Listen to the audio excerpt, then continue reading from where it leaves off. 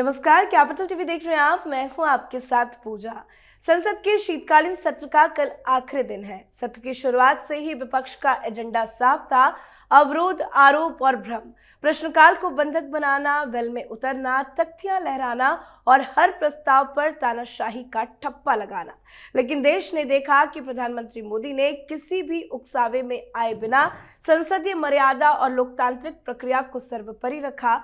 मोदी सरकार ने इस सत्र में कई कल्याणकारी योजनाओं से जुड़े अहम विधेयक को न केवल पेश किया बल्कि ठोस बहस के साथ पारित भी कराया। सरकार का संदेश स्पष्ट था, देश रुकेगा नहीं, विकास थमेगा नहीं। वंदे मातरम की गूंज भी संसद में सुनाई दी। एसआईआर पर विपक्ष की भ्रम को भी तोड़ा गया और आखिरी दिनों में विकसित भारत जी राम जी बिल पास कराकर कांग्रेस के अहंकार को भी मरोड़ा गया। प्रधानमंत्री मोदी ने विपक्ष को बार बार संवाद का अवसर दिया, लेकिन वह संवाद नहीं, शोर था और देश ने फर्क साफ देखा। एक तरफ समाधान, दूसरी तरफ साजिश, एक तरफ राष्ट्र हित, दूसरी तरफ राजनीतिक हित। तो इस बार का संसद का शीतकालीन सत्र कितना रहा खास, कैसे रहा विपक्ष हताश, आज इसी पे चर्चा करेंगे। मेरे साथ स्टूडियो में मौजूद हैं कैपिटल टीवी के editor in chief doctor Manish Kumar. Doctor साहब, बहुत बहुत स्वागत है आपका। धन्यवाद। सत्र का कल आखिरी दिन है 19 दिसंबर, लेकिन अब तक जो भी बिल्स आए, जिसपे बहस हुई, कैसा रहा इस बार का शीतकालीन सत्र? देखिए, शीतकालीन सत्र भारतीय जनता पार्टी के लिए, मोदी सरकार के लिए बहुत ही फ्रूटफुल, सफल। आप देखिए, पिछले कुछ दिनों में जिस तरीके से जो कुछ भी प्रधानमंत्री मोदी अमित शाह ने करना चाहा वो होता चला गया।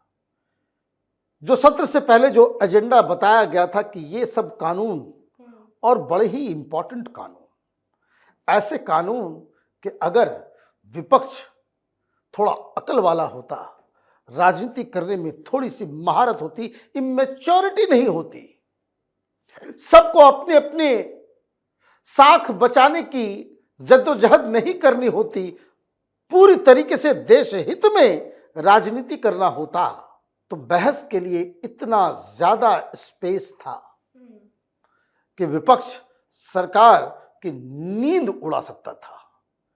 लेकिन इमेच्योरिटी, जो राजनीतिक चीजों को, विषयों को ना समझने वाले जो शीर्ष के नेता, चाहे वो केजरीवाल हो, चाहे वो अखिलेश यादव हो, चाहे वो तेजस्वी यादव हो, चाहे राहुल गांधी हो, इन लोगों को राजनीति की पूरी तरीके से, वो कह सकते हैं कि वो सेंस नहीं है।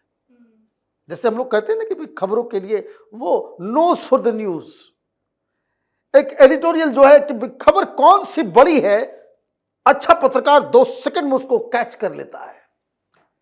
ये लोग कहीं के नहीं है। There is no match. और इतने सैंग्विन और इतने निरस्त बिल्कुल कि भाई प्रधानमंत्री मोदी ने कहा कि भाई हो गया, चलो घूम के आते हैं इथोपिया, ओमान, दोनों जगह जाकर के उन्होंने हाईएस्ट सिविलियन अवार्ड लिया। एक क्रिश्चियन बहुल राष्ट्र है, एक मुस्लिम बहुल राष्ट्र है, हर जगह। तो इस पूरे संसद के सत्र को थोड़ा सा पॉलिटिकली एनालाइज करना चाहिए। सरकार ने पहले कह दिया था, ये चीजें लोगों को समझ में नहीं आ रही, लेकिन ये न्यूक्लियर एनर्जी, ये शांति बिल जो प्राइवेटाइज किया गया, ये छोटी मोटी खबर है। आप न्यूक्लियर एनर्जी जैसे इंपॉर्टेंट सेक्टर को आप उसमें प्राइवेट प्लेयर्स लेकर के आ रहे हो। ये आज से 10 साल पहले, 15 साल पहले, 20 साल पहले अगर ये मामला सरकार अगर उठाती भी, तो सरकार को घेरने में विपक्ष जरा सा भी चूक नहीं करता। लेकिन दिक्कत क्या है कि इन लोगों को ये समझ में ही नहीं आई बात। दे कुड नॉट अंडरस्टैंड कि ये क्या हो रहा है। फिर आप मनरेगा के मसले में आपको क्रिटिक करना था कुछ और, आप कांग्रेस के छलावे में आ गए, भाई गांधी क्यों हटाया जा रहा है, गांधी क्यों। उनको मालूम था, सच इतना बढ़िया ट्रैप बिछाते हैं प्रधानमंत्री मोदी कि भाई गांधी का नाम हटा दो, सारा फोकस गांधी पे चला जाएगा। बाकी के कानून में क्या है कोई किसी को ध्यान नहीं, मेजोरिटी है आपके पास, खटाक सारे बिल पास हो गए। विपक्ष को क्या मिला? विपक्ष के लिए सिर्फ हार ही हार इस पूरे सत्र में, और हार ऐसी कि हताश होकर के विदेश भाग गए राहुल गांधी।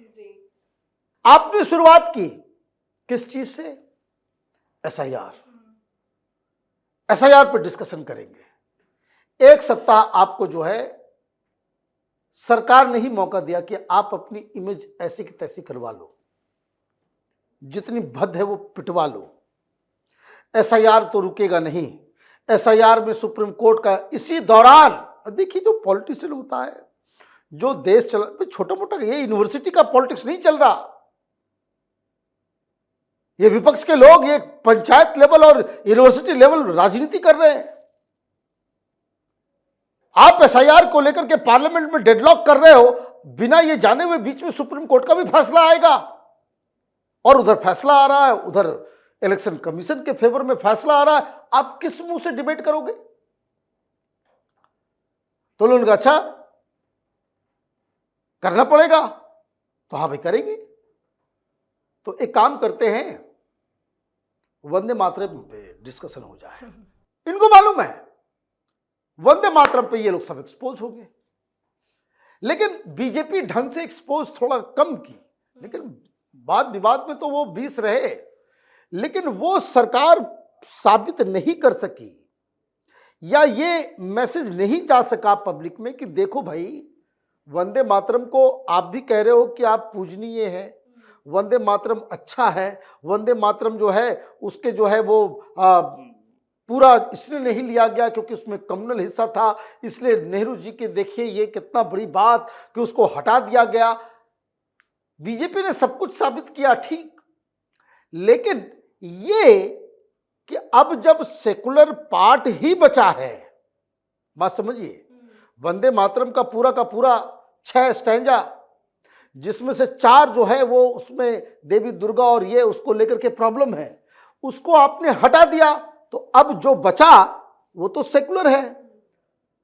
तब ये जो मुस्लिम सांसदों के द्वारा, मुसलमानों के द्वारा ये जो सेकुलर वंदे मातरम जो बचा हुआ है, जो कांग्रेस पार्टी कह रही कि अब सेकुलर बचा हुआ है, सेकुलरिज्म की खातिर, उसको ये लोग विरोध क्यों कर रहे हैं?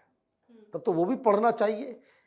ये थोड़ा और बारीकी से भारतीय जनता पार्टी की होती, हालांकि मैसेज तो चला गया, लेकिन और भी बारीकी से की होती तो थोड़ा और ज्यादा विपक्ष को परेशानी होती। मैसेज गया क्योंकि पीएम मोदी ने बहुत अच्छा भाषण दिया, और पीएम मोदी अभी जहां जहां दौरे पर है विदेश में, वहां वहां वंदे मातरम की गूंज सुनाई दी। देखिए हर जगह बताइए, इथोपिया में वंदे मातरम हो रहा और प्रधानमंत्री जो है वैसे ताली बजा रहे हैं। राहुल गांधी कहीं जाते तो वंदे मातरम नहीं होता है ना, भारत माता की जय नहीं होता है। जी जी, ये डिफरेंस है, ये डिफरेंस है। वहां जो है वो आजकल कौन सी मूवी आई हुई है, धुरंधर। बताइए कांग्रेस पार्टी वाले, ये रील बनाने वाली पार्टी होगी। मैंने बताया ना, इमेच्योर टू द हिल्ट। इतना इमेच्योरिटी के साथ ये लोग राजनीति कर रहे हैं, समझ के बाहर है। इन लोगों की आदत हो गई है हर जगह रील, मीम्स, एआई से बनाया हुआ वीडियो, और कुछ हिंदी के जो है खाटी पत्रकारों को तुकबंदी, कुछ से कुछ लिख दो, कुछ। भाई आपको न्यूक्लियर बिल है, ये बिल है, बहुत सारी चीजें थी, आपको घेरना था, आप फिर एग्री कर गए। किस चीज के लिए? कि भाई एसआईआर के ऊपर नहीं होगा, लेकिन चुनाव सुधार के ऊपर होगा। बस आपकी गर्दन को पकड़ दिया गया, चुनाव सुधार में आपकी ऐसी तैसी हो गई, आप एग्री भी कर गए। राहुल गांधी का कितना घटिया भाषण रहा। आपको एसआईआर के ऊपर कम से कम ये जो हाइड्रोजन बम, तो एटम बम, और पता नहीं कौन कौन सा बम आपने फोड़ा, उस बम को तो कम से कम उसका कुछ हिस्सा पार्लियामेंट में भी आपको फोड़ना चाहिए था, पार्लियामेंट के अंदर भी फोड़ना चाहिए था। आपको मौका मिला बोलने का, और उल्टा अमित शाह पे ब्लेम कर रहे हैं कि वो डर रहे हैं उनके हाथ। आप बताइए, आप ही कुछ मैदान छोड़ के भाग गए। आपके भाषण का 80% वो एसआईआर के बाहर का था।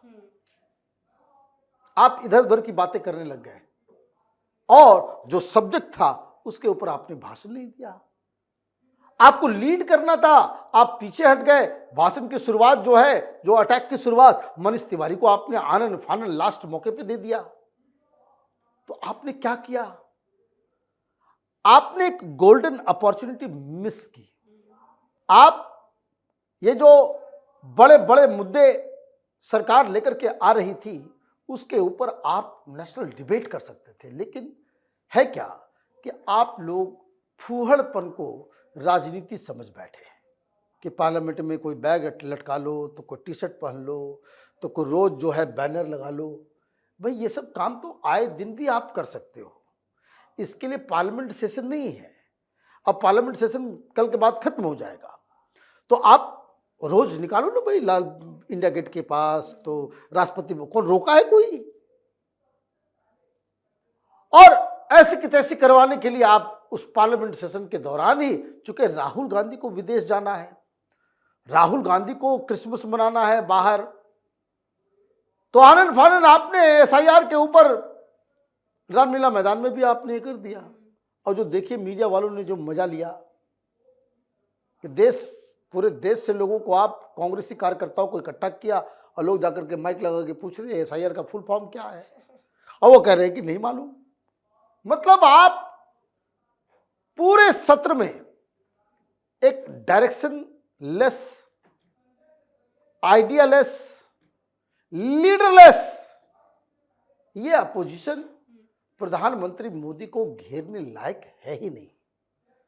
सरकार को ये लोग पिन डाउन कर सके वो है ही नहीं। जो मुद्दा पहले दिन से उठाना था वो आज आपने उठाया। किस चीज का? तो वो दिल्ली में पोल्यूशन का। क्या हुआ? हाफ हार्टेड तरीके से चीजें हुई, मामला खत्म। और कल तो बस वही धन्यवाद दिवस है, मामला खत्म हो गया। तो ये जो सत्र रहा, भारतीय जनता पार्टी पूरी तरीके से हावी रही और विपक्ष वो अपने ही फंसाए जाल में फंस गया। और फंस गए भाई साहब, वो सिगरेट पी रहे थे अंदर, हैं, सिगरेट भी पी रहे थे और दादागिरी भी कर रहे थे। ये आदमी जो है कीर्ति आजाद, ये इस तरह के नेताओं की वजह से भी विपक्ष जो है बड़ा कमजोर होता है। आप कभी भी मौका लगे तो उनके सोशल मीडिया, वो खास करके एक्स के अकाउंट, ट्विटर के अकाउंट पे जाकर के देखिए, कितना निहायत ही बदतमीज किस्म का व्यक्ति है ये, किस किस तरह की बातें करता है। और ये जरूरी है कि इस व्यक्ति को जितना भी टर्म बचा हुआ है उसमें इसको बर्खास्त किया जाए, क्योंकि इसने ये दुस्साहस सदन के अंदर बैठ के वो ई सिगरेट पीने की जो इलीगल काम है, देखना यही है कि बिरला साहब अपना सुदर्शन चक्र चलाते हैं या फिर इनको माफी दे देते। जी बहुत बहुत धन्यवाद सर। धन्यवाद। तो संसद के शीतकालीन सत्र ने यह तय कर दिया कि मोदी बनाम विपक्ष की लड़ाई में विजेता कौन है। हर बार विपक्षी पार्टियों की तरफ से हो हल्ला मचाया जाता है, पर विपक्ष के हंगामे के बावजूद सरकार भटकती नहीं है, समय का सदुपयोग करती है और विपक्ष की झूठ की राजनीति को एक्सपोज भी करती है। और राहुल गांधी जो विपक्ष के सबसे बड़े चहेते हैं, चेहरा है, उनका विदेश में रहना ये साफ साफ बताता है कि विपक्ष की हालत क्या है। तो इस सत्र को लेकर आपकी भी क्या कुछ राय है, कमेंट करके लिखिएगा। देखते रहिए कैपिटल टीवी। नमस्कार।